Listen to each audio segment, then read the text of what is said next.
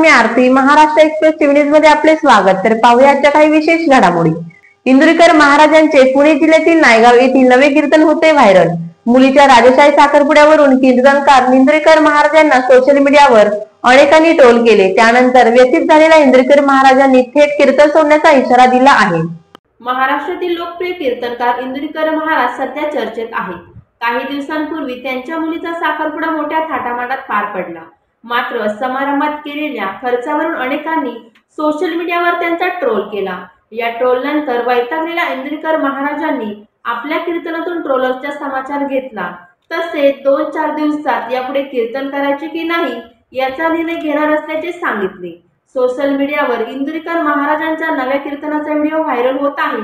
यावेळी महाराज त्यांच्या नेहमीच्या शैलीत ट्रोलर्सांना फैलावर घेतात. तसेच 31 वर्षापासून महाराष्ट्रात कीर्तनाच्या माध्यमातून प्रबोधन केले तरीही मी लोकांचा शिव्या खात आहे असे खंतही त्यांनी व्यक्त केले. मी निर्लज्ज म्हणून जिवंत इंदुरीकर महाराज म्हणाले, माझ्या इतकी कीर्तने कुणी केली नाहीत. माझा इतका त्रासही संप्रदायाला कुणी काढला नाही. दुसरा असता तर मेलाच असता. मी निर्लज्ज म्हणून जिवंत आहे. माझ्या मागे रोज नवे लफडे आहेत. लोक आता रोज मला शिव्या घालायला लागले आहेत. त्यामुळे आता मला थांबायची गरज निर्माण झाली आहे.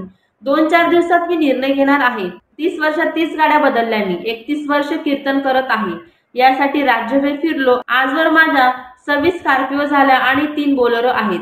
30 वर्षात 30 गाड्या बदलून झाल्या. आताही मी रोज 3 कीर्तने करतो. महिन्याला 80 ते 82 कीर्तने होतात. मी किती कष्ट केले याचा विचार लोक करत नाहीत असे इंदुरीकर महाराज म्हणाले. कीर्तन करत असताना मी संसाराकडे कधी बघितले नाही. 8-8 दिवस माझ्या मुलांची गाठ व्हायची नाही. लोक माझ्या कष्टाचा विचार करत नाहीत अशी खंत त्यांनी बोलून दाखवली. मुलीच्या कपड्यावरून कशाला बोलतात? माझ्या मुलीच्या अंगात कपडे कसे आहेत याच्यावर लोकांच्या कमेंट आहेत.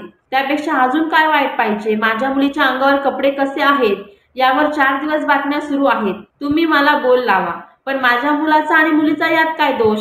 या कॅमेरावाल्यांनी 4 दिवसात माझे जगणे मुश्किल करून टाकले आहेत अशी खंतही त्यांनी बोलून दाखवली. मी 30 वर्षात लोकांच्या शिवाच खातोय. 30 वर्षाच्या मेहनतीचे फळ माझ्यापर्यंत ठीक होते, पण ते माझ्या कुटुंबापर्यंत पोचायला नको असेही म्हणाले. अशा प्रकारे सोशल मीडियावर ट्रोल होणारे प्रसिद्ध कीर्तनकार इंदुरीकर महाराज त्यांनी आपली नाराजगी व्यक्त करत कीर्तन थांबवण्याचा निर्णय घेणार असे सांगितले. मुलीच्या अंगात कपडे कसे याच्यावर लोकांची कमेंट्स आहे. याच्यापेक्षा काय वाईट पाहिजे? आता 4 दिवसापासून माझ्या मुलीच्या अंगातल्या कपड्यावर लोकांनी बातम्या तयार केल्यात महाराज. पण तिच्या बापानं मला तुम्ही मला लावा, माझा पिंड गेलाय. माझ्या मुलाचा आणि मुलीचा काय दोष आहे? पण ह्या कॅमेरेवाल्यांनी 8 दिवसात माझं जगणं मुश्किल करून टाकलं महाराज. काय मला एक सांगा, मुलगी तुम्हाला आहे, तुमच्या मुलीच्या कपड्यावर एखाद्याने कमेंट्स केली, तुम्हाला काय वाटेल? आणि मुलीच्या साखरपुड्यात कपडे मुलीकडचे लोक घेतात, नवरदेवाकडचे घेतात का मुलीकडचे घेतात? मग कपडे त्यांनी आणले असतील का म्या घेतले असतील? मग एवढी तरी क्लिप टाकणाऱ्याला लाज पाहिजे ना. माणूस असावं पण किती.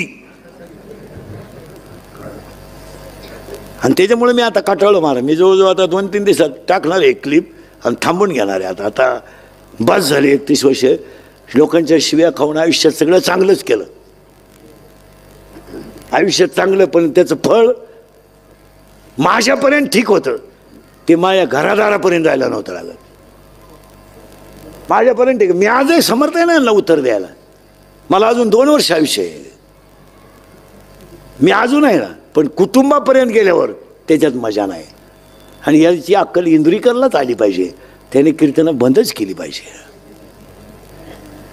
निवृत्ती महाराज देशमुख यांच्या मुलीचा काल साखरपुडा झालेला आहे. साखरपुडा अत्यंत जोरदारपणे झालेला आहे. लाखो रुपयाचा खर्च साखरपुड्यामध्ये केलेला आहे. एरवी निवृत्ती महाराज देशमुख हे उपदेश देतात. लग्न साधं केलं तरी मुलं होतात असा उपदेश देतात. बोले तैसा चाले त्याची वंदावी पाऊले. निवृत्ती महाराज जसे उपदेश करतात तसे जर वागले असते तर कालच्या साखरपुड्यामध्ये एवढा खर्च झाला नसता. साखरपुड्यामध्ये जर लाखो रुपये खर्च होणार असेल तर लग्नात निश्चित करोडो रुपये खर्च होईल. उपदेश करताना आपण एक बोलता, परंतु जीवनामध्ये त्याचा वापर केला जात नाही, याचा खेद निश्चित संप्रदायाला आहे. जर निवृत्ती महाराजांनी उपदेश केला त्याप्रमाणे वागले असते त्याचा निश्चित अभिमान संप्रदायाला झाला असता. तर या होत्या शहरातील महत्त्वाच्या ठळक घडामोडी. अशाच काही नवनवीन घडामोडी पाहण्यासाठी आमच्या चॅनलला लाईक, शेअर, सबस्क्राईब करा आणि बेल आयकॉन दाबायला विसरू नका. आमचे एकच ध्येय, आम्ही तुमच्या सोबत. तर पुन्हा भेटूया याच ठिकाणी याच वेळी. तोपर्यंत धन्यवाद.